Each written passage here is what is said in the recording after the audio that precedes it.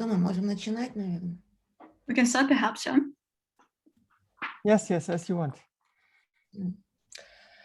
Дорогие все, кто нашел для нас время этим вечером, мы продолжаем онлайн-лектории для Московской и Петербургских школ нового кино под общим названием «Персонажи в поисках автора». И сегодня о своем творческом методе расскажет немецкий режиссер Юлиан Ральдмайер, автор картины «Призрак по Европе», самокритика буржуазного пса и, конечно, кровопийцы, которые, кстати говоря, и это важно, покажут завтра, 29 апреля, в Третьяковской галерее в рамках ММКФ. Кроме того, этот фильм куплен в прокат, спасибо ему большое, моим коллегой и другом Сергеем Дешиным, так что для тех, кто не успеет завтра, успеют потом. Okay, so that was just a short introduction. We welcome you to our lecture, and Zinaida just said, listed all the films that she made, Blutsauger, Selbstkritik eines bürgerlichen Hundes, Interpretations Wintermärchen, Gespenst, es geht Europa. And she would like to remind all the students that tomorrow, we will have the screening of your film, of your last film, Blutsauger, in the Tretikov Gallery. And the rights for this film were bought by Sergei Demshin and by the Cinetical company. Yes, exactly. Yeah, hello to everyone. I'm very happy that I was invited to your school. And yeah, thanks for how do you say, on Zooming, tuning in. And I hope I can have something interesting to say to you. Всем привет, большое спасибо за приглашение, спасибо, что пригласили на эту лекцию. Я надеюсь, что я смогу что-нибудь интересное для вас сегодня рассказать. So I'm also happy the subject that was chosen for this lecture, which, if I understood it correctly, is about the relationship of reality and fiction, because this is really one of the core questions, of course, for all filmmakers, but some questions that I was explicitly concerned about in my work. И я, на самом деле, очень заинтересовался темой сегодняшней дискуссии, если я правильно понял название серии этих лекций. Именно они связаны с взаимоотношением реальности и фикшена. И это, на самом деле, такой основной вопрос в творчестве любого режиссера, в том числе в моем. Я тоже этим очень интересуюсь. And at the same time, it's a very complicated question, so I won't be able to give a really satisfying answer to all what it implies, but I will maybe just give you a bit my personal journey to this subject. И в то же время это очень сложный предмет для обсуждения, и я, наверное, не смогу дать вам полностью развернутый ответ на этот вопрос, удовлетворивший бы вас, но я постараюсь поделиться с вами своим личным опытом. So maybe I will start with what for me were one important starting point actually in my personal development as a filmmaker, which is very closely connected to this question. И, наверное, для начала я расскажу немного о своем личном опыте, с чего я начал и как я начал взаимодействовать с этим вопросом, подошел к нему поближе. Because what was for me very important, and I had also great luck to be able to do it, that when I started to study film, at the same time, I worked as a translator, and I had the chance to translate two books from the French philosopher Jacques Rancière. И для меня это очень важно, потому что я имел счастье, когда начинал свою карьеру, мне так повезло, я, например, работал еще переводчиком, и я перевел несколько книг, 2 книги французского философа Жака Рансьера. And this was an encounter which was at the same time very inspiring and very troubling, because it kind of it very changed the way I looked at cinema. Это, на самом деле, был очень вдохновляющий опыт такой, и это по-настоящему повлияло на то, как я смотрю на кино. And maybe there's 2 essential things that I learned from him, even if I'm not always sure if I really understand it completely, but there's maybe 2 lessons I drew for myself. И есть 2 вещи, которые я, собственно, выудил из его произведений, что я понял после прочтения его, после работы над его произведениями. Sorry.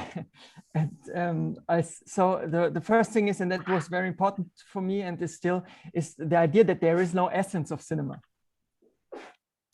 И первая, собственно, вещь, которую я понял, первая идея, с которой я встретился, это то, что кино, собственно, как сущности, как существа не существует. So, because this is important, I think, because as a student, you will hear from many people often like, oh, cinema is like this, cinema is like that, cinema is the art of the moving images, so it's forbidden to use language. Or I don't know, in a more radical version, it's like cinema should give up storytelling because it's there to show life itself. Maybe in a commercial version, it will be, I don't know, cinema is about producing certain kinds of emotions or whatever. So there's a lot of these dogmatic systems that circle around cinema. Yeah. И, наверное, когда вы занимаетесь кино, вы слышите от всех, что кино это, или кино это что-то нечто другое, кино свой собственный язык. Если кто-то будет рассказывать о радикальной какой-то версии того, что такое кино, вам скажут о том, что нужно забросить нарратив, нужно перестать писать сценарий, нужно рассказывать о жизни, о настоящей жизни. Если мы говорим о каком-то более коммерческой версии, то, наверное, кино должно производить какие-то эмоции. То есть куча каких-то догматических систем существует вокруг понятия кинематографа. So what I found very liberating in a way is that Rancière has this idea that cinema has always been a very hybrid art that can take many interesting forms, and that its power doesn't lie in some kind of a cinematic purity one should search, but in the very specific ways that it can articulate certain relations, certain differences, and even certain contradictions between elements. И то, что мне показалось по-настоящему свежим взглядом, например, в произведениях того же самого Жака Рансьера, это его мысль о том, что кино — это гибридное искусство, и в нем есть много разных форм, и в этом, собственно, его сила. Кино способно артикулировать различные мысли и показывать отношения между различными элементами. So that means that in the history of cinema, there has been like different ways have been invented how to relate words and images, for example, how to relate the conscious construction of a story and the unconscious presence of the material world. И в истории кино вы посмотрите, есть много примеров, много способов того, как связывать слова и изображения, связывать сознательное и неподсознательное. Like also how can the relationship between, I now say just very general things, time and space, movement and stillness, theater and life, all those categories can enter very different kinds of relations to one another. Это какие-то простые могут быть вещи, о которых вы 10 раз слышали, эти противопоставления времени и пространства движения, и отсутствие движения, также жизни и какой-то театральности. То есть кино может противопоставлять все это совершенно различными способами. So in a way, what counts in cinema is the singularity of its inventions. You know, it doesn't have a nature, but it has a lot. It can have a lot of singular inventions that make it interesting. И кино, собственно, его особенность состоит в том, что это какие-то, это не природа, он не создает какую-то природу, а именно вот какую-то уникальность изображения. So in a way, our task as filmmakers is to find our own specific way to combine the elements we have at our disposal. I don't know how to say this. И наша задача, как кинематографистов, это найти наш собственный способ того, как скомбинировать эти разные элементы между собой. And a second thought that comes from Rancière is resumed in one sentence that he often repeats, that says that reality has become fiction in order to be thought. И вторая мысль, которую я, собственно, подчеркнула в его произведениях, это можно свести к одному предложению, которое он постоянно повторяет. Реальность стала фикцией для того, чтобы ее можно было помыслить. So you can't think reality without the constructions of fiction. But this, just like in a way, this can sound like a, how do you say, like a very simple sentence, like in a way that fiction always creates a rearrangement of reality, and this helps us to think. Fiction always creates. So what I want to say, so on one hand, this means just simply that fiction rearranges the elements of reality in order to understand them. That's maybe the banal side of it. То есть, по сути, фикция перераспределяет какие-то элементы реальности для того, чтобы помыслить ее, как-то рассказать о ней. But in a more stronger sense or more important sense, what he always like underlines is the necessity to create a gap between reality and fiction. И, может быть, более глубокая мысль, которую можно отсюда вывести, это необходимость того, чтобы создать эту пропасть какую-то между реальностью и фикцией. So that reality has to become strange to itself, and maybe also we have to become strange to ourselves. То есть какое-то остранение той самой реальности, и мы можем остраниться и сами. And so that it is very dangerous, actually, if we try to stick too close to what we experience in everyday life. И может стать опасным тот подход, если мы начнем слишком близко изображать то, что мы видим в реальной жизни. But also it's very dangerous if we try to stick too close to what we read in newspapers or in sociological studies or historical studies. Также может быть очень опасным, если мы будем изображать и основывать наше киноизображение на том, что мы читаем в СМИ, в различных газетах, журналах, и на том, что мы читаем в каких-то социологических исследованиях. Because the power of fiction maybe is not to say the truth of the world, but to introduce a certain way of lying. То есть сила фикции, сила выдумки состоит в том, чтобы не показывать правду, а чтобы показывать какие-то новые способы того, чтобы соврать. Well, because the power of fiction is not to fully represent reality, but to shift our perspective, let's say, to shift our perception by creating its own logic. И, собственно, задачей произведения является не показ реальности, а смена, перенос нашей перспективы и нашей логики мышления. And like with the fictional, like the work of fiction enables us to think the world in a way that we could not think without fiction. И благодаря этому мы можем думать о мире так, как мы не стали бы думать, если бы у нас не было бы выдумки. Now, this is a very vast topic, and maybe I will just look at it more closely from a perspective that is like very much related to my own work. Это очень широкая тема, на самом деле, но я, наверное, посмотрю на нее с той перспективы, с той точки зрения, которая связана напрямую с моей работой. Because this problem gets quite violent when you want, and this is something I wanted from the beginning, like to make maybe political films and films that are maybe critical towards the societies we live in. Я с самого начала хотела создавать политические фильмы, фильмы, которые будут критично относиться к тому состоянию общества, в котором мы живем. And especially in political cinema, the question of fiction is very important. И особенно в политическом кино вопрос фикции, вопрос выдумки очень важен. Because if we have a naive or intuitive approach to, let's say, criticize society, it's just to say, okay, I recreate society on the screen. Потому что если у нас будет очень наивный такой подход, мы будем критиковать общество и говорить о том, что мы пересоздаем его как будто бы на экране. So maybe one would do a lot of research and read interesting books. В таком случае мы, наверное, проведем какое-то исследование, прочитаем кучу интересных книг. And maybe you will understand from these books that, give a random example, neoliberal competition has entered all aspects of our lives, and that's why we behave in a certain way.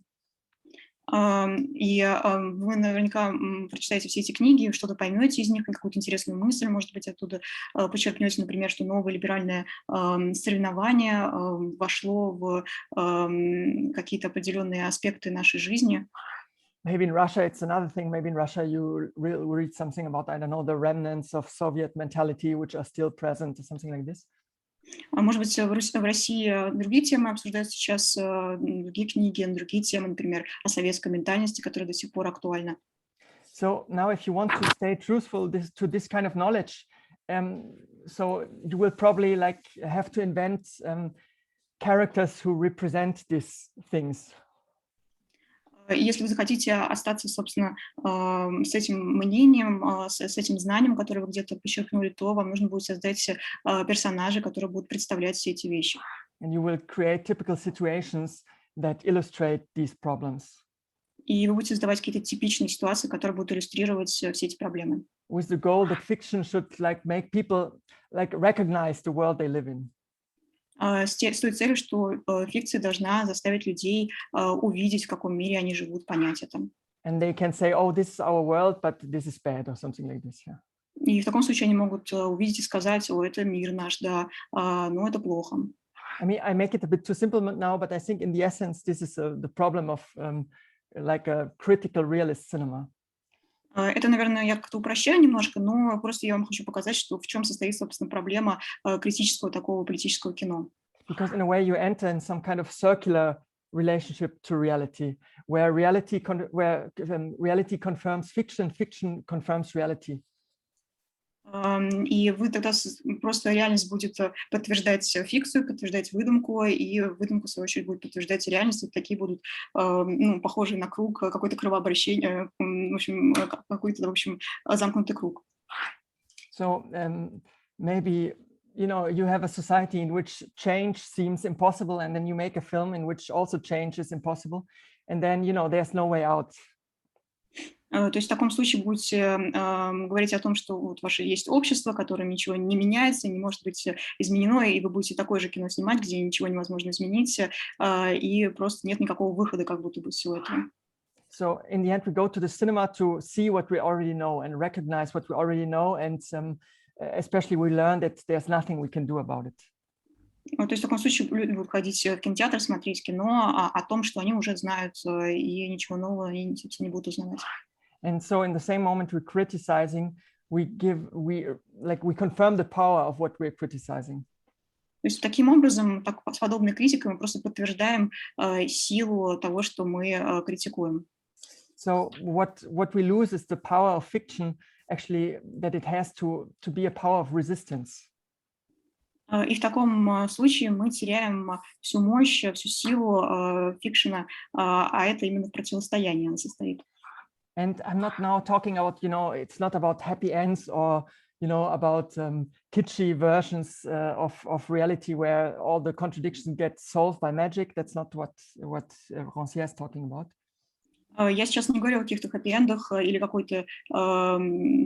каком-то китче, о каких-то версиях подобных, где все решается как-то в конце с помощью какой-то магии. It's really more talking about the introduction of a logic that is different to the one that reigns in reality. Но Рансьер больше говорит о какой-то новой логике, той, которая не присутствует в реальности.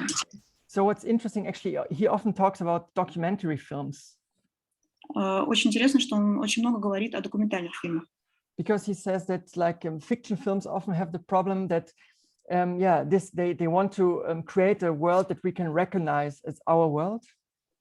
Он говорит, что проблема фикшн состоит в том, что он создает мир, в котором мы узнаем свой собственный мир. Whereas a documentary can take the world as a pre-existing thing.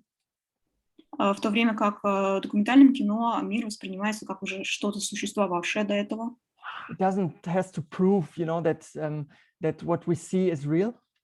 И документальному кино не нужно, собственно, доказывать каким-то образом, что то, что мы видим, это реальность. And so but instead of doing this, it has the space to introduce fiction to reality, to create doubts, to make to more show the constructedness of reality. И вместо этого, не тратя на это какие-то усилия, в документальном кино создается какое-то место, какое-то пространство для того, чтобы фикция вошла в пространство реальности. I mean, we're talking here about a certain way of more experimental documentaries, maybe like the films of Chris Marker, for example, if you know it. И здесь мы, конечно, говорим о более экспериментальном документальном кино, как, например, фильмы Криса Маркера. But what we learned there is that instead of recognizing our world, they make our world a bit unrecognizable. То есть вместо того, чтобы делать наш мир узнаваемым, они, наоборот, его делают неузнаваемым. So I think, and this is the lesson we can also learn for fictional filmmaking. И я думаю, что это тот урок, который мы можем выучить и применить также и в фикшене. Or at least at hope, because, you know, in a way, I thought I'm, for example, I think I'm too shy to make documentary films. So I hope there's also a way for fictional filmmaking to still go on. И я хочу сказать, что я, наверное, слишком скромен для того, чтобы делать документальное кино, и поэтому я надеюсь, что и фикшн может справиться с подобными задачами. But so we have to ask ourselves, like, or get conscious of the fact that the task of real fiction is to introduce something that is different from our usual experience of reality, and that it's the gap between reality and fiction where the political potential of cinema lies. И мы должны задаваться вопросом, собственно, чего мы хотим добиться от нашего кино, от нашего художественного кино. И, в общем, задачей фикшена является именно вот, собственно, показать другие стороны жизни, отлично от того, к чему мы привыкли, и создать вот эту вот какую-то пропасть между фикцией и реальностью. И как раз в этой пропасти и лежит потенциал политического кино.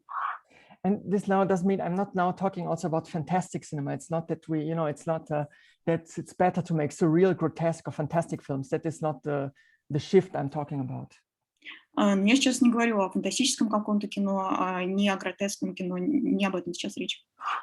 It's maybe just like a body that starts to move in a different way, or someone that says words that he should realistically not say. То есть это, возможно, о том, я говорю сейчас, что, например, тела начинают двигаться каким-то незнакомым нам образом, или слова, произносимые персонажами, героями, тоже кажутся нам какими-то странными. But it can also be on a formal level. Maybe the camera shows us not what the story would be, or what in the logic of storytelling would be the best to show, but it shows us something else. И, возможно, это какой-то формальный бывает, с формальной точки зрения тоже это может быть показано. Например, камера может показывать нам не что-то, что мы привыкли в нашей обычной логике видеть в подобной ситуации, а что-то другое. Because I think that this idea of fiction really means all the perceptual levels of films. Я думаю, что фикшн означает все какие-то перцептивные уровни понимания кинематографа. And so I think so the decisive point is that I would say that the idea is basically that we create a world that we recognize of our own, but in this world there's suddenly the emergence of something very specific, something very singular actually, that we don't recognize immediately with our usual categories of classification. И идея состоит в том, чтобы создать, собственно, фильм, изображение, мир какой-то в нем, который мы узнаем с одной стороны, с другой стороны там что-то появляется такое, что-то особенное, что-то уникальное, что мы не привыкли видеть в нашем собственном мире. So I'm sorry, that was very abstract. Maybe to have a very concrete classic example is the films of Charlie Chaplin, I think. Это было очень абстрактно, извините. Но классический пример, возможно, я могу привести фильмы Чарли Чаплина. So in the world of Charlie Chaplin, we recognize a lot of the world we know. В мире Чарли Чаплина мы много узнаем из того мира, который известен нам всем.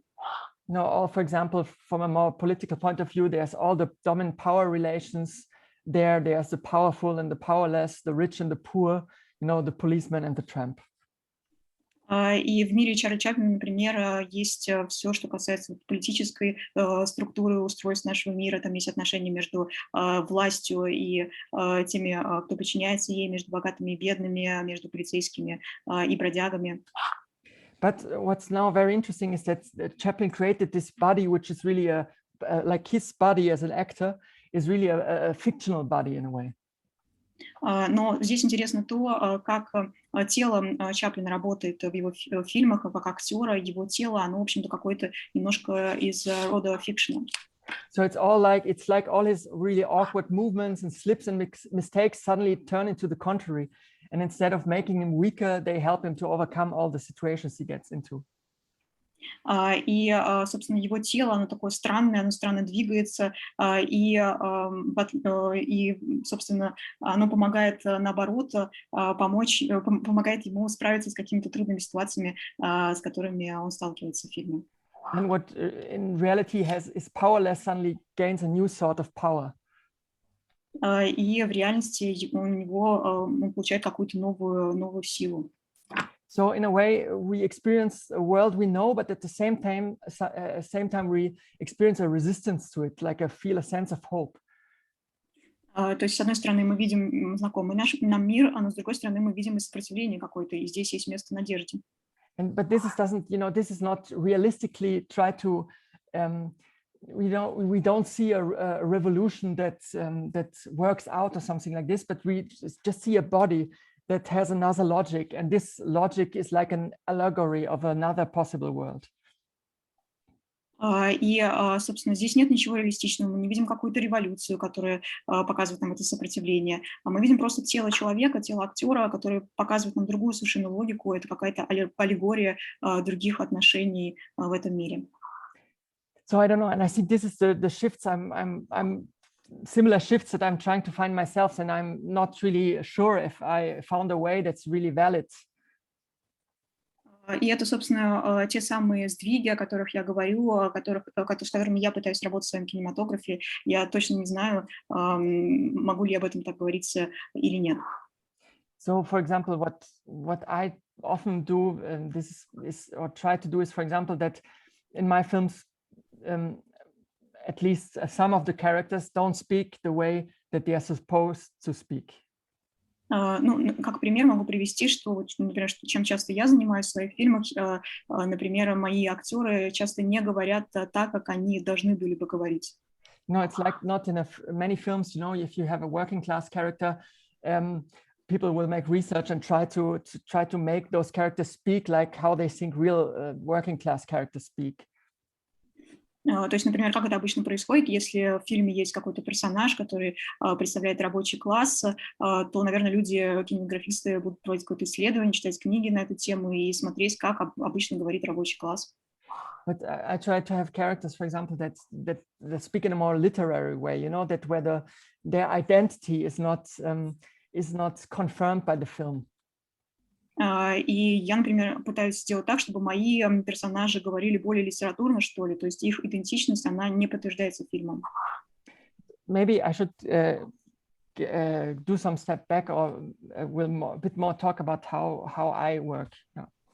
Возможно, мне нужно сделать здесь шаг назад какой-то и рассказать о своих методах работы. And I'm sorry if the link between Rancière and my work is now not a perfect argumentation, but yeah. Извините, если вот та связь, которую я сейчас пытался между произведением Рансьера притянуть к моим собственным произведениям, не так ясна. But these are the problems that are in the back of my head when I work. Но это все те проблемы, о которых я задумываюсь во время своей работы.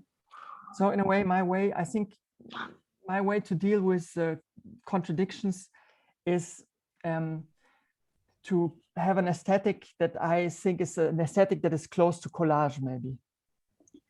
Что я пытаюсь сделать, чтобы добиться всего того, о чем я говорила, это создаю какую-то эстетику коллажа. And maybe one thing even before, like I was listening to the radio yesterday. Ну, в общем, хочу вам еще кое-что рассказать. Вчера, например, я слушал радио. And there was a French literary critic talking about the essays of Michel de Montaigne. И там был французский литературный критик, который рассказывал об эссе Мишеля Монтенья. And he said that the books of Montaigne, the essays of Montaigne, are like having a walk through problems. Like you have a walk in Gorky Park. Да, и он говорил о том, что произведение Монтенья это, собственно, как прогулка какая-то, как прогулка, например, в парке Горького. So in a way, instead of trying to resolve problems in a way that feels unsatisfying or ignore problems like aesthetic problems, I try more to integrate it into the construction of my films. То есть я пытаюсь интегрировать проблемы в конструкт моего фильма вместо того, чтобы пытаться решить их. So this problem of reality and fiction is always really like explicitly present in the films. То есть вот эта проблема противопоставления реальности и фикции всегда присутствует в моих фильмах. So, for example, I like to have a lot of stories within my stories or films within my films. Например, я люблю, чтобы в моих фильмах была история внутри истории и фильм внутри фильма. And the question is always like, how do the stories we tell each other shape the ways we can act in reality? И вопрос состоит в том, что как истории, которые мы рассказываем, как-то организуют то, как мы относимся к реальности. So there's really stories everywhere, and also this is also like theories everywhere. You know, there's a lot of talking about, okay, I heard this story, I heard that story, I watched this. You know, so the characters are really shaped by the stories they heard. И на самом деле существует куча историй повсюду, в теории разных, вы каждый день слышите, я слышала эту теорию, я слышала эту историю и так далее. То есть, по сути, персонажи как таковые, они создаются теми историями, которые они слышали когда-то. And I think this is also a way to have to allow to have a doubt about my own story, but also for the spectators to have a doubt about the story they're watching. Я думаю, что подход должен быть следующим. Я могу сомневаться в своей собственной истории, которую рассказываю, и точно так же и зрители, которые смотрят мое кино, могут сомневаться в моей истории. And so there's maybe a place to think for the audience also. И здесь создается какое-то пространство для размышления, для зрителей в том числе. Maybe why is the guy telling us this story? То есть они могут задаться вопросом, зачем этот парень рассказывает нам эту историю. And yeah, and this like from there, I think it comes naturally. Another step is that I gave up on the idea to create a credible fictional world, like that resembles really a perfect illusion of reality. И, собственно, именно поэтому, когда я начала размышлять об этом всем, я подумала, что я, наверное, откажусь от такого близкого к жизни изображения, критического изображения реальности. So I prefer again to make this art of collage between very artificial, very fictional, and other elements that are more documentary. И поэтому я предпочитаю создавать вот те самые коллажи, где есть смесь вот этой фикшн-реальности, искусственной и очень документальной. And to combine them in a way that feels unusual and where I have the feeling that some interesting conflicts and contradictions maybe emerge.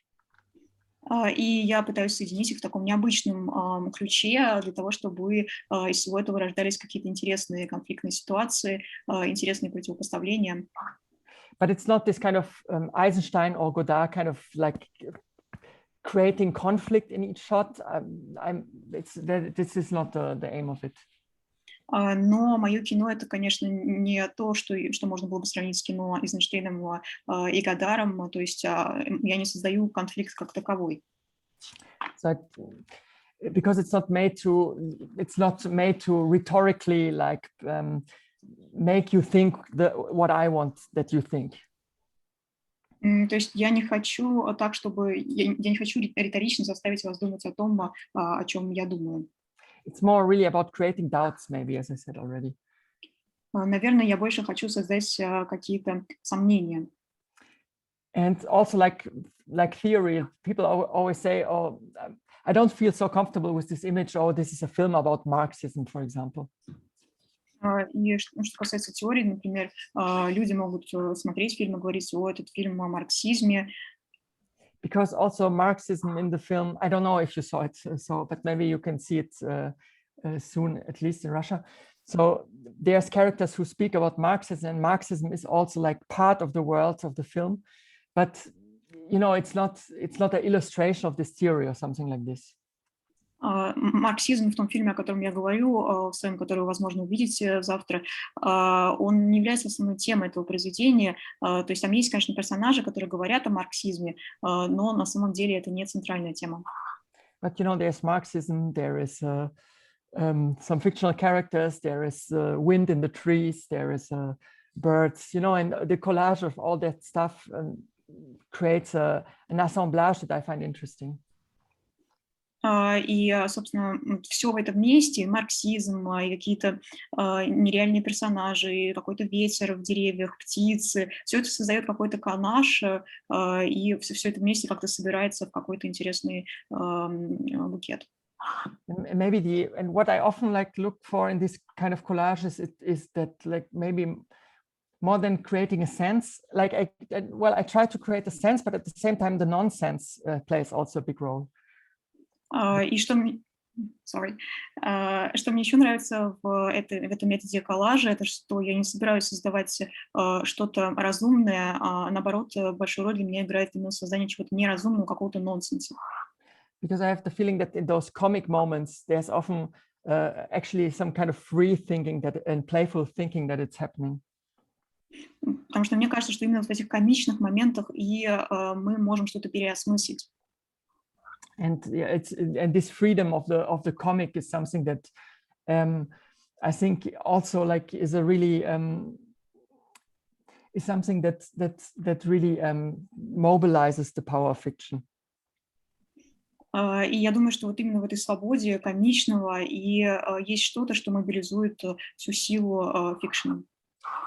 And I think like it starts really from in each shot. Like I think I don't manage to do this really with each shot, but what we try, I think, is to have in each shot this kind of collage or assemblage of conflictual or interesting combinations.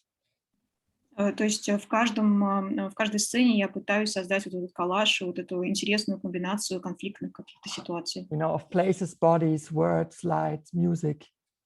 Комбинацию мест, слов, музыки, различных персонажей. And let's say the development of the film, of course, like creates then from those micro elements creates the development of a thought process, which again I think is not so much an argumentation, but more a research and a very open process of thinking.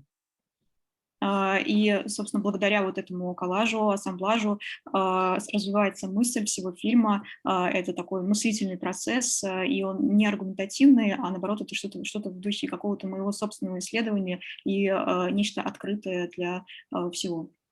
And what's very important in it is, I think that because this sounds maybe now over-controlled in a certain way. Сейчас, наверное, это все звучит как что-то вышедшее из-под контроля. But actually, what we with my team try to look for is really also something like the resistance of the real. Но мы с командой вместе пытаемся разработать что-то в духе сопротивления реальности. And to have a dialectic between what we can think and imagine and the resistance of real people and real places and real things. То есть мы пытаемся создать какую-то диалектику между тем, что мы думаем, и каким-то сопротивлением реальных людей, реальных мест. So I would be very bored to make a film like Wes Anderson, where every detail is, you know, designed on the paper. И явно, на самом деле, мне было бы ужасно скучно, если бы я создавала какой-то фильм, где все было бы продумано, где каждая деталь была бы прописана. Because it's in the encounter with reality that we find actually elements that make our filmic thinking much more complex. Потому что именно вот в этом столкновении с реальностью наше киномышление становится более комплексным. Because maybe they just don't want to fit in our plan so well. Потому что реальность на самом деле не хочет просто в какие наши рамки загоняться. Yeah, and I think if you, for example, if you will see the film, maybe what you can relate to is that we shot a lot in Moscow, and let's say that a Moscow that would have been designed for a film of 1928 would have looked very different. И, например, вот тот фильм, который вы, возможно, увидите и заметите, что Москва, в которой мы снимали какие-то сцены, она выглядит, отличается очень сильно от той Москвы, которая была бы в 1928 году. And strangely, in this moment, it becomes fiction. So if we shoot, the story is set in 1928, but we include the Yandex taxis in the film. Именно это создает какой-то фикшн, потому что очень странно вы подумаете, что вроде бы история рассказывается о 1928 году, но в то же время мы видим там Яндекс Такси. So in a way, just because we decided not to cut the Yandex taxi out, let's say that our story about the 20s gets a second layer, which is the contemporary Moscow, and or we shot in a Pushkin Square, and there you see also all the time that is in between our contemporary time and the 1920s. И именно благодаря тому, что мы решили не вырезать, например, Яндекс.Такси из кадров, наша история приобретает какой-то второй уровень, второй слой, какой-то слой современности. Если хотите, мы снимали, например, на Пушкинской какие-то сцены, и тоже там многое напоминает нам современную Москву. Because you see, I don't know, there's you see the Izvestia building from the 20s, but you also see the new Izvestia building from the 70s, and you see this Pushkin monument that is from Stalin times, but at the same time refers aesthetically to the Tsarist times. И, собственно, что вы там видите на Пушкинской? Вы видите здание из 200, старые здания из 220-х годов, новое здание 70-х годов. Мы видим также памятник Пушкина, который, собственно, напоминает нам о сталинистских временах, но одновременно и имеет свою какую-то эстетику царизма. So we looked for these places where reality itself is already a collage. То есть мы намеренно ищем те места, где реальность сама по себе уже представляет собой коллаж. And then we put even more fictional elements onto it, like our characters and the voiceover, and then it slowly creates something that is, I think, quite complex. И что мы делаем? Мы добавляем туда какие-то выдуманные элементы наших выдуманных персонажей, мы добавляем voice-over, и таким образом мы создаем более сложную версию реальности. So maybe before we start more the discussion, because maybe it's also boring what I say, I don't know, and you have totally different questions, I will maybe just quickly talk about the process, like how do we develop the films? И перед тем, как мы перейдем к дискуссии, потому что наверняка у вас есть какие-то совершенно другие вопросы, хотите их задать, я бы, наверное, хотела сказать о самом процессе, как мы работаем над созданием фильма. Because this is a process that's very joyful and sometimes very frightening, of course. Потому что этот процесс он очень веселый, но одновременно и очень пугающий. And let's say the moment, maybe that's one thing that I can share with you as students, is that for me the very important moment of my education was the moment when I understood that in order to create a halfway good idea, I have to create a lot of bullshit. И есть эта мысль, которую, я думаю, что вам важна, она будет, как вы студенты начинаете свой путь. Хотела бы с вами ею поделиться. Когда я начинала свое образование, я понял, что перед тем, как создать что-то интересное, что-то хорошее, мне нужно создать целый вагон чего-то недостойного, неинтересного. The Polish writer Witold Gombrowicz writes in his diary that for him the writing is the constant selecting between good and bad ideas, and I think that's the same for filmmaking. Sorry, could you repeat the name of the writer? Witold Gombrowicz. Есть польский автор Witold Gombrowicz, который говорит о том, что, собственно, фикшн — это всегда отбор между чем-то достойным и недостойным, чем-то интересным и неинтересным. And I think that's very important, so that it's a concept of like producing stupidities all the time, but sometimes there's also a good stupidity, a good element in this stupidity.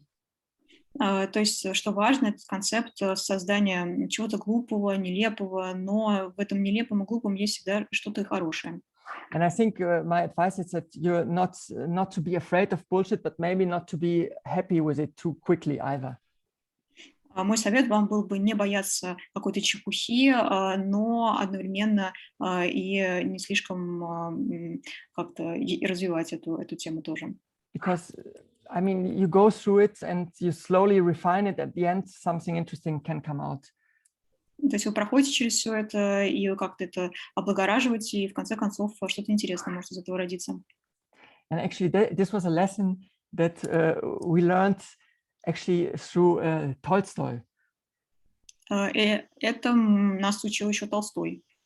Because we had a seminar at my film school with Jean-Pierre Gorin, who was a close collaborator of Godard in the late 60s and early 70s. У нас был семинар в той школе, в которой я учился, и там был сподвижник Годара Жан-Пьер Горан. And he introduced us to a great book by Viktor Shklovsky, which the English title is The Energy of Delusion. I don't know if you know it.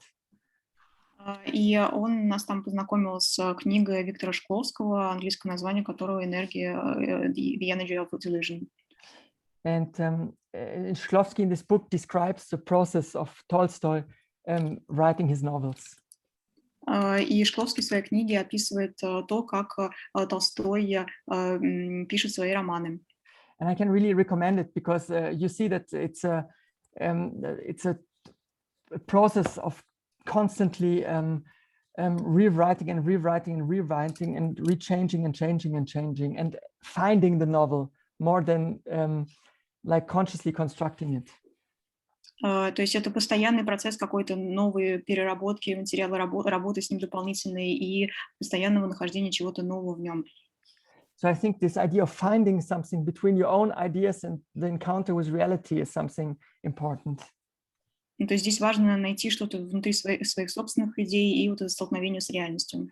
And to start with something, then think about something else, encounter a third thing, forgetting the first thing again, and this is like the process. То есть это постоянная какая-то работа, вы что-то новое придумываете, забываете первую вещь, возвращаетесь ко второй вещи и так далее. Это бесконечный процесс. And it's slow, and you take a lot of detours, but I think it can produce interesting results. Это очень медленный процесс на самом деле, но в конце концов вы достигнете каких-то, может быть, интересных результатов. For example, this new film Bloodsuckers started with a travel to Italy. Например, вот этот новый фильм мой «Кровопийца», он начинается с путешествия в Италию. And I was in an Italian town where a friend of mine lives with a friend. And we thought that this town looks like how we imagine Los Angeles.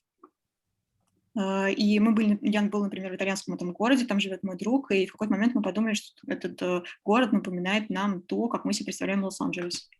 And we thought, oh, it would be nice to shoot a movie that plays in Los Angeles here in Italy.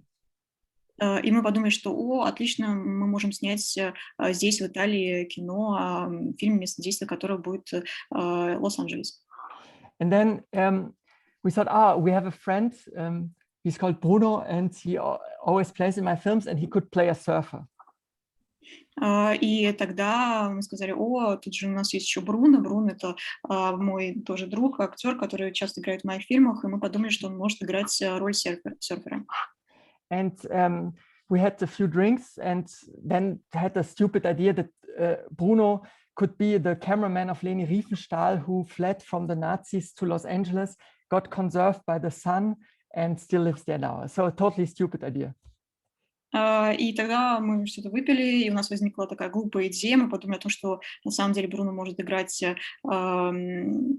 оператора Лени Рифенштайн, которая бежала из Германии в Лос-Анджелес, скрывалась там от нацистского преследования. Sorry, follow me a bit more to the stupidity, because I think still there's something important in it. Да, извините, может быть, за какие-то глупости, но следуйте за мной, и я думаю, что там может быть что-то важное. So there was this stupid Los Angeles Leni Riefenstahl idea, not a good idea for a film. То есть это была какая-то глупая, на самом деле, идея о Лене Рифенштайн, которая приезжает в Лос-Анджелес. But a few months later, I read a book by Ilya Ehrenburg. И через какое-то время я прочитала книгу Ильи Эрнбурга. So the Russian writer Ilya Ehrenburg, and this novel is called The Stormy Life of Lassig Reutschwanz in Russian. I don't know what's the Russian title. Okay. I don't know if you know it. I don't know it, actually, frankly speaking. Да, и, в общем-то, я прочитала эту книгу русского писателя. It's from the 1920s, and it tells a story about the Soviet tailor who, for bizarre political reasons, has to leave the Soviet Union and ends up for a short time in Germany. Это книга о портном, о советском портном, который уезжает из Советского Союза и оказывается в Германии. And he was a tailor, so I had to think of scissors. В общем, был портным, поэтому здесь я подумала о ножницах. And because of scissors, I thought about this anecdote that and in Germany he becomes an actor for a short time, and so in a strange connection of thoughts, I thought, this connects to the story of Eisenstein and his film October, where there were scenes with Trotsky, and Trotsky had to be cut out of the film. И тут я вспомнила такую историю об одном немецком актере, и есть, в общем-то, в фильме Эйзенштейна «Октябрь», там есть персонаж Троцкого, который вырезали из этого фильма. And a few days later, I went to a bookstore that sells old books, and there I found I found a book about Eisenstein, and in this book about Eisenstein, there was a strange anecdote that the guy who had played Trotsky in Eisenstein's October was a dentist in real life, some kind of a dentist, not a real dentist, but a fake dentist. И я через пару дней пошел в книжный магазин, старый книжный магазин, нашел там старую книжку об Эйзенштейне, и там была история о каком-то парне, который играл Троцкого как раз в фильме «Эйзенштейн «Октябрь», но на самом деле в реальной жизни он был дантистом, но таким не то чтобы настоящим дантистом. I think I will stop now because I could go endlessly like this, but I wanted to say that there's a lot of like strange, stupid bribes of ideas that come together and slowly form the idea of a film. Я могу на самом деле так очень долго рассказывать какие-то такие истории бесконечно, но смысл в том, что есть куча вот этих разных идей, странных идей, которые формируют в итоге ваш фильм. So I think again it's about, you know, you find elements that seem stupid, but somehow with time they connect something that seems more interesting. То есть, опять же, да, вы находите элементы, которые могут казаться глупыми какими-то, но в итоге создаете что-то интересное. And often it's really, let's say the starting points are quite banal, and then you start to like find themes, find more like deeper themes, deeper thoughts, emotions, characters, you know, that kind of got started through these stupidities. И то есть это могут на самом деле казаться в самом начале какие-то банальные вещи, которые могут начать весь этот процесс, ваше размышление о фильме, но по мере прохождения времени, да, вы будете находить все более глубокие темы, более глубокие элементы, какие-то более глубоких персонажей, эмоций и так далее, и уже у вас что-то получится более интересное. So instead actually of illustrating theory, I more use theory in order to make some kind of an order in between the stupidities that my brain produced. И вместо того, чтобы, собственно, иллюстрировать каким-то образом теорию в своих произведениях, я пытаюсь ее использовать для того, чтобы создавать какой-то порядок внутри всех этих глупостей, о которых я думаю, которые приходят мне в голову. And so, yeah, you arrange and you refine it until at the end you have a construction that seems to make sense in a way, and that you both intellectually and on a level of feeling think, okay, this now has a kind of a uniqueness. То есть вы без конца каким-то образом пересобираете все эти мысли, все эти идеи, как-то их, что-то с ними делаете, в итоге создаете какую-то конструкцию, которая имеет какой-то смысл в интеллектуальном плане для вас, и одновременно вы это чувствуете интуитивно. And yes, and this is, let's say that's the important, yeah, then you have to find out the moment when it's enough, and maybe that's the moment when it's enough of talking and we should have some questions, and yeah. Да, и в какой-то момент вам нужно в любом случае остановиться, сказать себе, все, хватит, как прямо сейчас мы можем сделать, могу завершать свой разговор и можем перейти к дискуссии. Друзья, я напоминаю, что вы можете присылать мне вопросы, точнее, писать их в чат, я их озвучу. А также я бы хотела сказать, что Юлиан упоминала две книжки, мы не точно перевели их названия. Это Виктор Шкловский «Энергия заблуждения», отличная книжка, и «Бурная жизнь» Лазика Райшвайнца и Ильи Эренбурга, если там кто-то записывает. Поскольку я пока не вижу вопросов, то начну я. Вот Хамейни говорил Жискар д'Эстену, когда кто-то его привечал во Франции, что не бывает ислама вне политики. А бывает ли критика современного общества вне марксизма?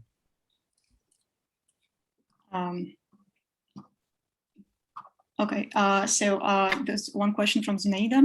So Hamini told to Disten that there is no Islam outside politics. So can we say that there is вне марксизма нет критики? Критики современного общества. There is no critic of contemporary society outside Marxism. Well, no, that seems to me to be too. No, I think that Marxism needs to be. It needs supplements. I don't think it really works on its own. Я на самом деле не думаю, что марксизм сам по себе может выживать, что ему нужны какие-то добавления, ему нужны какие-то приложения, что-то ему нужно дополнительное. Like it's of course not the universal theory that explains everything. То есть это не какая-то универсальная теория, которая объясняет все. But it's also something that gets too easily dismissed because of the experiences of the 20th century. Но это что-то, что опускается, игнорируется из-за того опыта, который у нас есть в 20 веке. And I mean, in Germany, it's almost impossible to. I exaggerate. It's not impossible, but like the idea of that we live in a class society is something that is still kind of valid today. Я бы сказала, что в Германии вот эта идея того, что мы живем в классовом обществе, до сих пор существует. And the concrete analysis of, of capital that Marx made is still valid in most of its aspects, I think. Я думаю, что анализ, который Маркс провел в «Капитале», до сих пор, собственно, имеет место быть, право на существование. But of course, there's a lot of other knowledge about society that should be, supplementing this. Yeah. Но, конечно же, есть и другие какие-то мысли и знания об обществе, которые необходимо добавить к этому. And especially for fiction, maybe that maybe the Marxist theory has a bit of mechanistic side to it. So everyone is always an agent of history. И каждый из нас, по сути, если мы посмотрим на фикцию, является как раз агентом истории. Это какая-то механистичная сторона. And those kind of characters that are the fictional characters who are just follow their own logic is maybe not a very Marxist idea, actually. И те персонажи, которые следуют какой-то своей собственной логике, наверное, это не очень марксистская идея и логика. Yeah, maybe until there. Как-то так, в общем. А вы хотите так задавать вопрос вслух? Да, я просто долго его записывать, и не знаю, как обычно, Алекс. Да, я, к сожалению, смотрел только один фильм «Самокритику буржуазного обста», и он безумно мне понравился. И это благодаря Алексею Цветкову. Я не знаю, знакомы вы, Юлиан, с ним или нет. Но вопрос, в общем, о том, что вы вначале упомянули Рансьера, и только поэтому я задаю, собственно, этот вопрос. У Рансьера есть одна статья, посвященная Педро Кошту, который, также снимает фильмы, связанные с критикой современности. И Рансьер пишет о том, что Кошту один из немногих левых режиссеров, кто способен на такой жест, на такой вопрос, очень каверзный по отношению к современному обществу. Кто виноват? То есть он задает вопрос касательно вот этих людей, которые живут в трущобах, и он спрашивает, виноваты они или виновата система. И Кошту пишет, Рансьер пишет, что многие режиссеры этот вопрос не задают, потому что заочно для себя отвечают, что виновата система, но по сути это не так происходит. Виноваты все люди, и каждый виноват. И это такой вопрос, который как бы важно задавать. И мой вопрос состоял в том, что вы сами думаете об этом высказывании Рансьера, и что вы думаете по поводу вопроса виновности и выставления виновности в кино. Вот. Okay, so Dmitry just saw one film of you, the Selbstkritik of the this one, and that was thanks to Alexei Tsvetkov, who is perhaps a friend of yours. So we don't know, perhaps he is. So you were talking about Rancière at the beginning, and there's one article by Rancière where he talks about one filmmaker, Pedro Costa, and he says so he is actually a filmmaker who makes lots of films, who is critical towards what's happening in society, So Rancière said in this article that Costa is one of the filmmakers, one of the array of filmmakers who has this left-wing thinking and who is capable to depict this in his films. And the question he asks in his films, who is to blame, people or system, for the situation? And Rancière says that the reason why many filmmakers, many authors don't ask these questions in their films and their works is that because the system is to blame. But Rancière says that all people, all society is to blame for this. So the question is, what do you think about this? What do you think about these statements of Rancière, and what do you think about the responsibility in films, and how should we work with this situation of responsibility? How should we depict this in films? Well, yeah, Rancière wrote a lot about Pedro Costa, and maybe the text that you're referring to, I don't know it. I know other texts about Pedro Costa by Rancière, where his focus is a bit different. Я знаю много текстов Раncière, посвященных Педро Кошты, и, возможно, я сейчас вспоминаю другие тексты, а не тот, о котором вы говорили, и там его точка зрения немного отличается. And what I can just say that in this text that I know, what I find interesting and is that what he actually likes about Costa is actually the small moments of fiction he creates, especially by lightning. И в том тексте, о котором я сейчас, например, подумал, там, где он говорит о Педро Коште, он говорит о том, что ему нравится больше всего в его кинематографе, эти маленькие моменты фикшена, которые он создает благодаря освещению. So that kind of that he shows the world of the slums of Lisbon in a way like in a Jacques Tourneur movie or something like this. Кто-то может сейчас выключить звук?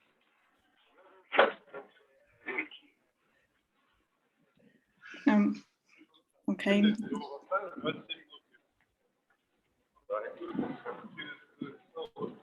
Друзья, если кто-то из вас едет в метро, пожалуйста, выключите звук.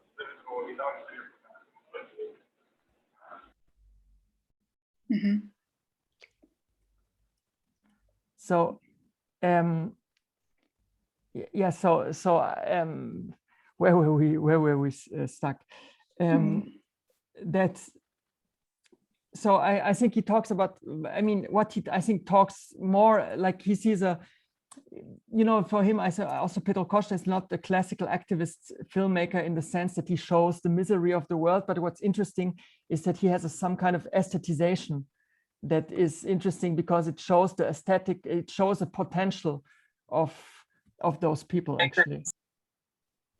Да, и, собственно, Педро Кошта в своих картинах, он показывает мир вот этих трущоб, как вы говорили, Лиссабона, но он не классический такой художник, левых взглядов, активист, который показывает весь ужас вот подобной жизни, он его на самом деле эстетизирует, и он видит в этом какой-то потенциал. So the politics of Pedro Costa is more maybe in the form also than in a classical activist denunciation of the evils of society or something like this. То есть его сила Педро Кошты это как раз не в политическом каком-то изображении того, что, то есть его политика Педро Кошты заключается именно в форме, в том, как он работает с изображением, а не в классической такой борьбе активиста со злом. And that what I find interesting about Rancière is that often the politics is not there where you expect it. И что мне нравится в Rancière, его мысли о том, что политика не всегда там, где мы ее ожидаем. For example, he loves the films of Takeshi Kitano. Например, ему нравятся фильмы Такеши Китано. And I would never have thought that Takeshi Kitano is a political filmmaker, but for Rancière, he is a political filmmaker. Я бы, например, раньше никогда бы не подумал, что Такеши Китано может быть политическим режиссером, который работает с этими темами, но Rancière высказал такую мысль. Because he shows yakuzas that stop working as yakuzas, but just sit on the beach and play with have strange games and look at the sea. Потому что он показывает якудза, который перестает работать, якудза перестает выполнять свои прямые обязанности и садятся просто у берега, на берегу, на пляже и делают какие-то странные вещи. And for him, this is some kind of allegory of people that stop to do what they should do. И для него это какая-то аллегория людей, которые перестают делать то, что они должны делать. So I can't go too far in those analyses, and it's better to read those texts. But I think this is interesting that this idea that politics is not where you maybe in film politics is not where you expect it. Я могу долго, на самом деле, распространяться об этом, но лучше, наверное, все-таки прочитать его книги и прочитать то, о чем пишет Рансьер в своих статьях. Но главная идея в том, что политика не всегда там, где мы ее ожидаем в фильмах. Есть сначала небольшое интро от меня, как подводка к вопросу. Вы сначала интро переведите и скажите, что потом будет вопрос. Жак Рансьер – это прекрасно. Но дело в том, что Жак Рансьер говорил, как мне кажется, что политика является акт нового эстетического созидания, в котором участвуют люди, а не обязательно какой-то прогон про Маркса или Энгельса. Если взять даже Годара, то Годар сначала снимал кино, в котором была девушка и пистолет. Она называлась «На последнем дыхании», но оно было сделано революционными методами, и поэтому это политический акт. Потом Годар вступил в группу дигавертов, и все это, в общем, невозможно смотреть. И поэтому студенты задают вопросы про то, как работать с актерами, как проводится кастинг, как строится работа до съемок и так далее и тому подобное. То есть можно чуть меньше Рансьера и чуть больше конкретных советов о том, как начинающим кинематографистам подступаться к профессии. Okay, so first there was an introduction from Zinaida, then there will be some questions afterwards. So she just said that Jacques Rancière is an excellent writer and everything is okay with him. But in fact, he said in his own works that politics is an action of new aesthetics and where people take part. And if we're talking about Godard, for example, if we take him as an example, so his first film, Au bout du souffle, it was about a girl and a gun, and everything was good about it. But then he entered the group by Dziga Vertov, and we can't watch his film. So it's just it becomes something not. So we're not capable to watch his films anymore.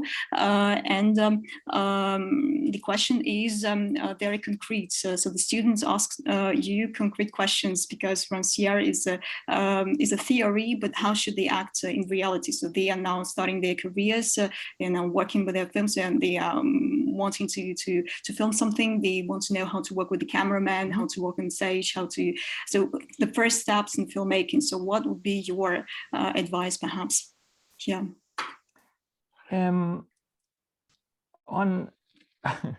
I'm sorry, they are asking questions like this: casting, script, etc. Yes. Maybe I don't know where you where to start. I think for me I think it's important that you find a like a method that just suits you and a method that you can work with. And I think that this is maybe the most important. So for example, you can't make, and the method will always have a certain aesthetic also as a result, and you can't really separate one from the other. So and in film schools, like when I went to film school, I had the impression that there's only one, what we got, most teachers gave the impression that there's only one method to make films. And I think that if I would what I would have liked to know as a student was to have a feeling for all the different methods that exist to make movies. И да, с чего бы начать? Ну, наверное, самое важное для нас, для любого студента, найти какой-то свой собственный метод, свою систему, разработать того, как вы будете работать дальше, в которой вам удобно работать. Система, метод всегда связана с эстетикой, которую вы получаете в результате. И одно нельзя разделить от другого. Например, когда я учился в школе, в киношколе, наши учителя всегда говорили нам, и вообще мы понимали, что как будто бы существует какой-то один метод создания кино. Но вот, наверное, я бы тогда, когда я учился, с самого начала хотел бы иметь вот это понимание, что методов на самом деле много. So, you know, there's people like Hong Sang-soo who write each scene they want to shoot in the morning before the shooting. Например, есть какие-то кинематографисты вроде Хон Сан-су, который пишет каждую сцену, расписывает ее ровно в то утро, когда будут съемки. He is often compared to the French filmmaker Éric Rohmer, who wrote the script, I don't know, 1 year in advance and then rehearses the script with his actors for 1 year. Его очень часто сравнивают с французским режиссером Эриком Ромером, который писал заранее свои сценарии за год и потом на протяжении года репетировал без конца с актерами. So in a way, I can just say, you know, everything I will say is a bit random because I have my method, but this is just valid maybe for me. То есть все, что я сейчас бы, может быть, посоветовал, сказал бы, это будет что-то такое случайное, по сути, потому что у меня есть свой собственный метод, но, возможно, работает только для меня. But maybe what I can say, like, I think there's, I watched a bit of the talk that Albert Serra gave at your school a few days ago. Да, ну я хотела бы, может быть, поговорить немного о той лекции, которую давал в вашей школе Альбер Серра недавно. And for example, from the short moment that I saw, he was talking about how he works with actors, and then he creates a bit this kind of uncomfortable situations for actors in a way where he thinks that they reveal something, some truth. И в том коротком моменте, который я просмотрела от лекции, он как раз говорил о своем методе работы с актерами, он говорил о том, что он создает какие-то неудобные, некомфортные ситуации для них, и именно вот в этих ситуациях рождается какая-то правда. Whereas I think my method is much more based on trust in a way, and people feeling very comfortable. А мои методы, наоборот, основываются на каком-то доверии, и я пытаюсь создать обстановку, какого-то комфорта, уюта. So so for example, and this goes on many levels. So I think that a certain idea of friendship is important for my method. И это касается многих методов, многих уровней создания моего произведения. Для меня очень важную роль играет дружба. So I think a lot about the working relations that we try to have in a team. Я очень много думаю о тех отношениях, рабочих отношениях, которые у нас есть внутри команды. And in a way, just maybe to say that this is also possible, I think. Я просто хотела сказать, что такой метод тоже возможен. And I would hope that cinema doesn't have to be like a war or something like this, but it can also be like a trip to the countryside with friends. То есть я хотела сказать, что кино — это не всегда какая-то война, которую ведете, поле боя какое-то, где вы сражаетесь, но это может быть и милая поездка с друзьями куда-то на природу. Maybe for let's say for when I write, I usually I know already many times I know for whom I write a certain role. И когда я пишу сценарий, я зачастую знаю, для кого конкретно я пишу ту или иную роль. So I work a lot of friends and family and people I know from my real life. Я очень много работаю с друзьями, с моими членами семьи, с людьми, которыми я знаю из реальной жизни своей. And then, while writing, I sometimes develop a character and I think who of my friends could play this, but often I also think, oh, what will this friend play in my new film? And I create the roles especially for them. То есть, например, когда я пишу, я развиваю какого-то персонажа и уже думаю над тем, кто из моих друзей смог бы сыграть его, или же наоборот, я иногда пишу какую-то роль специально под какого-то своего друга.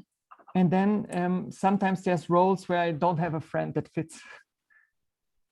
Но иногда бывают и такие роли, где не подходит ни один из моих друзей. And then maybe I asked my team, my cameraman, my costume designer, my assistant director, if they have some friends that would fit. И тогда я спрашиваю своего оператора, своего костюмера, своего второго режиссера, может быть, у них есть какие-то друзья, которые подойдут на эту роль. So at the end, when we're shooting, there's a lot of people that know each other also from private life. And I think this is, for me, that's an atmosphere I really like to work in. И в конце концов получается так, что на съемочной площадке работают люди, которые между собой хорошо знакомы уже заранее, и это та атмосфера, которой мне нравится работать. And yeah, there's also the idea that almost anyone can be interesting in front of the camera. И также здесь у меня есть идея, что практически любой человек может быть интересным, если его поставить перед камерой. And you don't have to first cast 1,000 bus drivers to find the right bus driver. И вам не нужно проводить кастинг, в котором будет участвовать 1000 водителей автобуса для того, чтобы найти того самого водителя автобуса. But maybe, just the father of your friend will be perfect. Может быть, сгодится и отец вашего друга, например. And sometimes there's roles where I have the feeling, for this role still a professional actor would be good. Но иногда все-таки бывают такие роли, где я думаю, что подойдет, например, профессиональный актер какой-то. And that's often characters that have to, let's say, use language in a certain, maybe even demagogic way. И это часто бывают роли, где актерам нужно использовать язык в каком-то демагогическом способе. Where it's a lot about being able to exert, how do you say, of use power with language. То есть нужно каким-то образом им рождать какие-то новые смыслы с помощью языка и использовать всю силу языка. Or that's characters often that play a role in life, so to say, where characters that are acting inside the film. Like acting in the social sense, like some high bourgeoisie characters, they have the feeling they are always playing a role. And then for this kind of characters, I prefer to have a professional actor. Да, и еще для каких-то ролей, которые для персонажей, которые сами по себе в жизни как будто бы уже довольно сильно актерствуют. То есть, например, если это какие-то буржуазные круги, то, наверное, для таких ролей я тоже ищу профессиональных актеров. And I think then often there is an interesting energy that starts to emerge between these two kinds of very different actors. Non-professionals and professionals. Есть какая-то интересная энергия, которая рождается вот в этом взаимодействии профессиональных и непрофессиональных актеров. Because let's say that the professional actors are confronted with people that don't act like their colleagues they're used to. Потому что профессиональные актеры вдруг сталкиваются с людьми, которые не играют так, как их коллеги играют обычно. And then that creates small irritation. И это их немножко озадачивает. And on the other hand, the professionals maybe sometimes help the non-professionals to enter the fictional world. И с другой стороны, иногда профессионалы помогают непрофессионалам войти вот в этот мир фикшена. And at the end, as an aesthetic result, I think what I'm interested in is that I have the feeling that there's a very wide range of different ways of speaking, of being on the screen. И в конце концов у нас получается эстетический результат, где есть огромное количество разных способов говорения, поведения на экране. And so it's like a really orchestra with a lot of different elements. And when I see a Hollywood film, I have more the impression that I just see, I don't know, guitars. И получается в таком случае какой-то целый оркестр, где есть много разных элементов. И если сравнить, например, с голливудскими фильмами, когда я их смотрю, у меня такое ощущение, как будто бы там играет какой-то один инструмент, например, гитара. Maybe that's for acting. For camera work, I think we are, with my DOP, the images, they are made kind of slowly, so we never come to the set and spontaneous. It's not very spontaneous in the sense, but the images get constructed slowly. Это что касается актеров. Что касается работы с оператором, мы обычно с оператором работаем довольно медленно, то есть это не какая-то спонтанная работа, мы не приходим на съемочную площадку, сразу что-то не снимаем, мы долго конструируем изображение. And often there is, let's say maybe we have some basic elements that we like to use. We like to use total shots. Because in the total shots have the highest possibility of creating this kind of collage-like images that I was talking before. И есть, наверное, какие-то элементы, базовые элементы, которые мы постоянно повторяем в наших фильмах, используем их, например, тотальные кадры, и это создает какой-то коллаж, о котором я уже говорил. And I really like when different stuff happens at the same time. И мы любим, когда происходит много разных вещей одновременно. When there's a foreground and a background, and you can wander with your eyes and discover different stuff in the frame. Когда спереди что-то происходит, и на заднем плане тоже что-то происходит одновременно, вы можете это увидеть. But then, of course, we also want to portray and to show the faces of those especially of those non-professional actors we have in the film. So there's some tendency to mainly use either closer shots or very total shots. И мы любим снимать портреты в фильмах, мы любим портретировать лица людей, особенно если это не профессиональные актеры. То есть у нас есть тенденция снимать либо, как я уже говорила, очень крупные планы какие-то, либо очень-очень близкие. And in a strange way, I have a strange, not so camera movements is something I can't so much understand. И странным образом, в общем, получается какое-то движение камеры, которое я не совсем полностью улавливаю сам. So until now we didn't use them so much, and because in a way I prefer to have a frame and something is moving inside of the frame instead of moving the camera. И я предпочитаю, в общем-то, чтобы что-то двигалось внутри кадра, а я не двигаю саму камеру, то есть она сама неподвижна сама по себе. But that is maybe just a temporary predilection. Ну, возможно, это что-то какое-то временное, в общем, мое предпочтение. Maybe there's some concrete questions. Может быть, есть какие-то более конкретные вопросы еще? Более конкретных вопросов нет. Времени у нас осталось не так много, поэтому я задам вопрос от себя, чтобы подытожить дискуссию.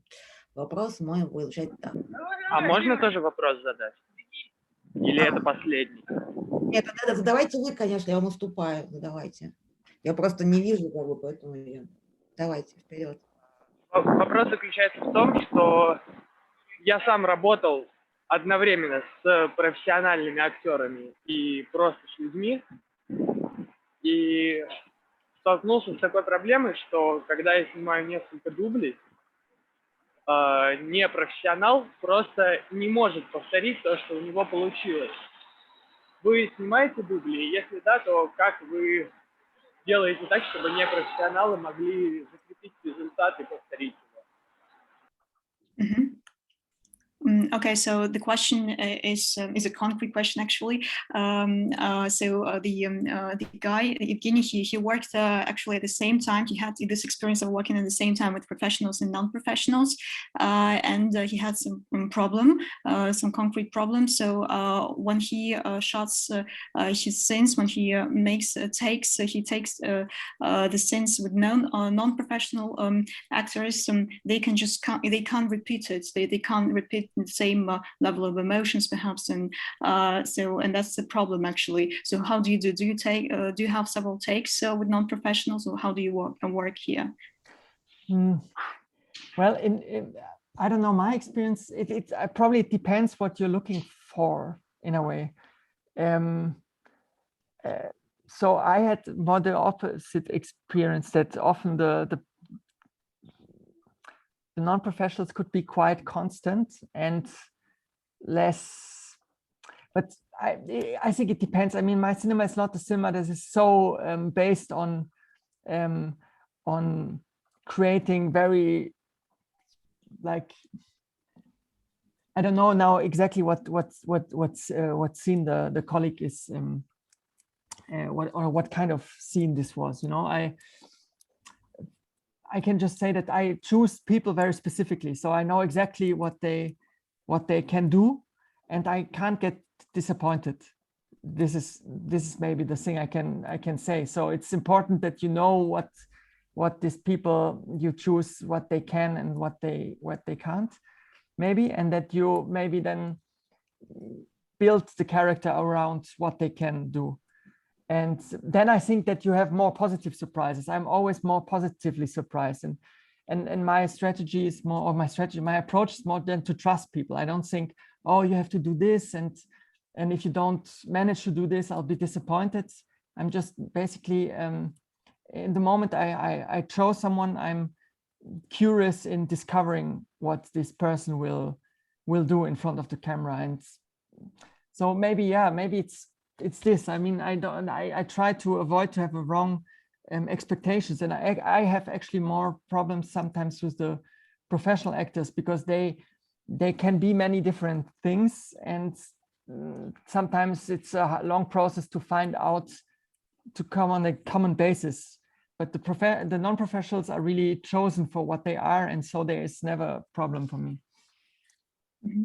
Это на самом деле очень сильно зависит от того, что конкретно вы ищете, от той конкретной сцены, о которой вы говорите. И на самом деле у Юлиана, наоборот, какое-то противоположное, может быть, впечатление. И на самом деле он выбирает своих актеров, непрофессионалов, специально для той или иной роли. То есть он понимает прекрасно, что они могут делать, на что они способны, что они не могут делать. И поэтому он не может, по сути, разочароваться, потому что он строит своего персонажа вокруг того, что может сделать тот или иной человек. И поэтому у него скорее бывают какие-то положительные впечатления, положительные сюрпризы на съемочной площадке. И основной вот такой кредо — это доверять людям все-таки, а не говорить, что ты должен сделать это, иначе я разочаруюсь в тебе.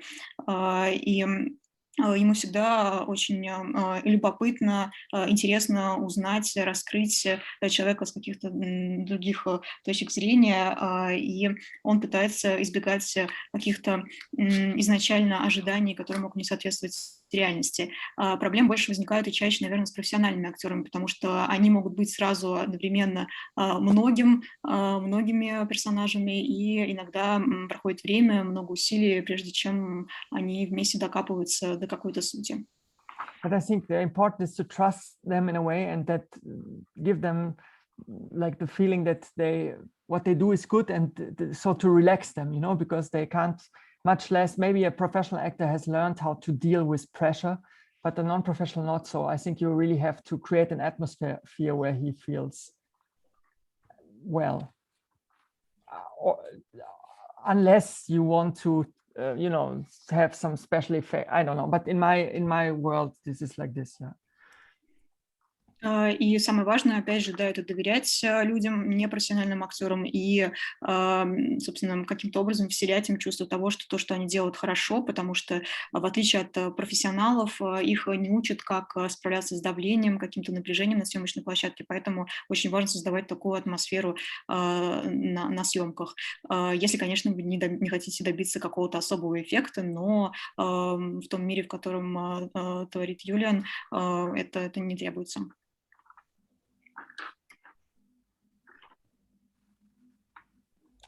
Thanks. Thank you. Есть еще вопросы у вас, друзья? Последний вопрос. Хорошо, я задам свой последний быстро, и у нас осталось 15 минут на ответ. Считаете ли вы себя, Юлиан, постмодернистом? Потому что мне кажется, что ваша картина вполне постмодернистская. И что вообще вы считаете, постмодернизм жив, мертв или вечен? So the last question from Zunaida, perhaps. So, do you see yourself as a postmodernist author, or what's your approach towards postmodernism? Do you think that it's alive, or it's dead, or it's forever? So, what's your opinion? I don't have this so much. I don't believe so much in this kind of modernism, postmodernism, and like this implication that there's this development of art that works like this. Maybe like usually when one says postmodernism, one means that someone is, you know, just playing with codes in a way and doesn't take it so seriously. Yeah, but you said yourself that your method is a collage, which is the main method of postmodernism. And yeah, but it was also in modernism already. It was already in modernism that invented collage. I don't know, maybe I think, okay, let's say what I don't relate to in the description of postmodernism is the idea that everything is always referring to that it's all a citation. You know, I'm not so thinking these movies are so much about citation. You know, of course there's influences, but always there have been influences, you know, like but wait a minute. You said Eisenstein, the guy who played but Michelangelo, you know, it's true, but you know, Michelangelo, he was referring to Leonardo da Vinci. You know, I think all art has always related to the art before, and I think that what I do is like this. You know, of course, there's other filmmakers that inspired me and with whom I have a dialogue, but I don't have this feeling that, you know, I'm now just playing with all the forms in order to, let's say, I have the feeling the engagement is on another level. You know, I don't think I play with genres or something like this. Yeah, but you're also very ironic. Michelangelo was very serious about code. I'm not so ironic, actually. Well, because what is irony, huh? It's more I don't think it's an irony who says, okay, this is just a game with citations, you know, it has no meaning. It's the engagement with the political questions is kind of serious, you know. It's maybe just that in the tone that is used is light in a way, or is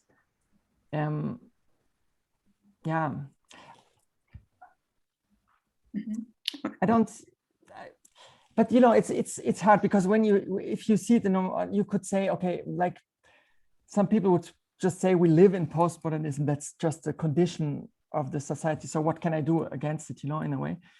But I let's say I never asked myself the question in this way, and or I never thought of it. It's, oh, am I now a postmodernist or a, you know, or artist or something like this? It's the relations are much more concrete, you know.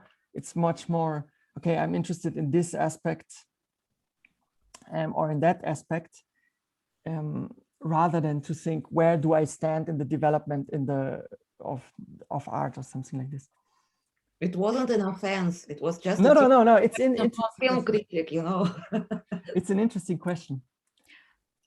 Okay, perhaps should I translate, because maybe, yeah. Right? Thanks. Да, я на самом деле не верю в то, что можно смотреть таким образом на искусство в целом, рассматривать модернизм, постмодернизм. Я не верю в такие, на самом деле, в такие называния. Я не думаю, что искусство работает таким образом. Что такое на самом деле, когда говорят постмодернизм, что имеют в виду? Ну, это какая-то игра с кодами. То есть люди, которые занимаются постмодернизмом, они вроде бы как не воспринимают всерьез то, что они делают. Но, да, хоть я и работаю с коллажами, но все-таки я использую это неким другим способом для других целей, и, конечно, использую цитаты в своих фильмах, в том числе, конечно, многие другие режиссеры, как Эйзенштейн и так далее, повлияли на меня, но все-таки я веду с ним какой-то диалог, само собой, но я не играю с формами, и я считаю, что то, как я участвую в этом всем, в искусстве, оно как находится на другом уровне. То есть я не могу сказать, что я настолько ироничен, может быть. Тут, конечно, еще вопрос в том, что такое ирония. То есть это не просто игра какая-то для меня, я не развлекаюсь, играю в эти политические игры, задаваясь этими политическими вопросами, для меня они вполне серьезные. Хоть и тон, с помощью которого я рассказываю это все в своем кино, задаюсь этими вопросами, он, в принципе, легкий такой сам по себе, непринужденный. И сложно, на самом деле, сказать, ответить на этот вопрос, потому что мы в большинстве своем слышим, что люди сейчас живут в ситуации постмодернизма, и поэтому мы не можем по-другому мыслить, мы не можем по-другому творить, мы все как-то обязаны именно мыслить в этих рамках, но, честно говоря, я никогда не задаюсь этим вопросом таким образом, и я скорее, наверное, просто занимаюсь какими-то конкретными больше вещами. But I don't know. It's an interesting question. But maybe like, okay, there's this negative connotations one has maybe with postmodernism. That's some kind of superficiality or something like this. But if you put this away, what I maybe still like about the idea is that that's like more forms are accessible in a way, and that I can relate to. I don't have to. Maybe this is then postmodernism in really, like, that you don't have to think, okay, I have to push my art further. What is the next step? What comes after analytical cubism or synthetical cubism, or what comes after surrealism? But I don't have this, this logic of development. So maybe, yes. So maybe if I think that, for example, we were looking a lot. What I like in some silent movies is the way that space is organized. That there's not such a like the coherence of space, for example, in decoupage is less important, and you not always know, that they have some where someone is looking, and then the relation of images, for example, is much looser, and this is something I like, and so we are not shy to using old forms, let's say. И, конечно, у этого термина есть и негативная коннотация, то есть когда мы говорим о постмодернизме, мы думаем, что это что-то поверхностное, но если отложить это и не смотреть на это таким образом, то я бы сказал, что, возможно, можно назвать мои фильмы постмодернистскими, в принципе, но я на самом деле не пытаюсь это анализировать таким образом, я не пытаюсь мыслить и думать о том, что, окей, что было раньше, что будет потом. То есть для меня это не просто серия каких-то жанров, я себя не вписываю сюда, там, сюрреализм, аналитический кубизм и так далее. У меня нет этой логики. Вот, например, что мне нравится в немом кино, когда я смотрю, мне нравится то, как организовано пространство там. Мы не всегда знаем, куда кто-то смотрит, то есть вот это вот как какая-то связь между изображениями, она какая-то свободная, и мне это нравится, и мы, в принципе, и я не боюсь использовать это в своем кино тоже. So, Julian, I will read you the comment from all the group of students, which is, you are very handsome and cute. Thanks for it's the also postmodern. I do agree with this comment, and I want to say for myself that I really, really loved your new film. I watched it during Berlinale, and it reminded me of such a thing called pirate television. It was very avant-garde films from the underground art movement from St. Petersburg New Academy. I don't think that you are aware of this movement, but no, it reminded me. When was that? It was in early 90s. Interesting. But Sergey, who bought your film, he knows what I'm talking about. So thank you very much, and that was great. Thank you very much. Большое спасибо. Нужно все переводить, или как вы считаете? В общем, да, большое спасибо. Зинаиде очень понравился фильм, который она посмотрела, последний Юлиана, и всем советует его, и очень напоминает эстетику пиратского телевидения, авангардного, андеграундного направления питерского начала 90-х годов. Okay. So see you maybe soon in Moscow. Yes, I hope we can somehow I can come to present the film there when it will be in cinemas sometime in fall, probably. Okay, thank you. Надеюсь, Thank you very much for listening, everyone. I hope, there was some moments that were maybe helpful. большое всем спасибо, что слушали. Я надеюсь, что было что-то полезное, и надеюсь, что в ближайшее время мы встретимся в Москве, где я буду презентовать какой-нибудь свой фильм. So bye.